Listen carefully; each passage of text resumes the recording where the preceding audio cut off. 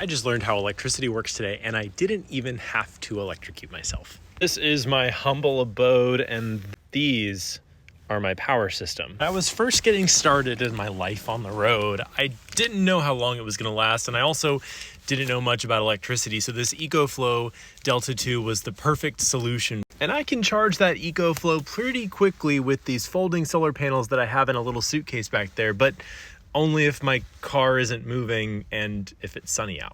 That means that a large portion of my recharging happens when the car is plugged into the cigarette lighter. Even at 66% already, I'm only drawing 60 watts of power from my cigarette lighter. And that means, according to this EcoFlow, it would take 7 hours just to recharge.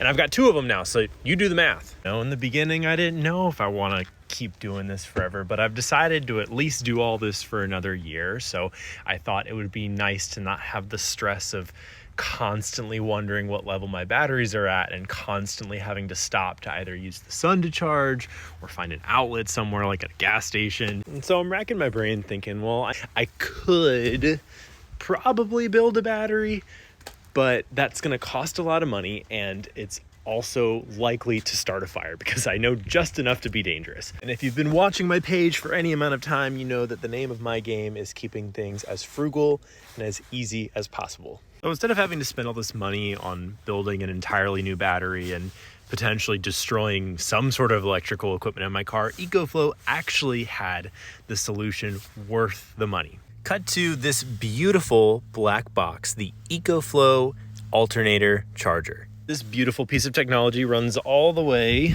under my bed, through my firewall, through my engine bay, directly to my 12-volt battery. That means that when my car is running, I can get power directly from my alternator through my battery to this lovely battery right here. And look at that, 497 watts will be fully topped off in 57 minutes.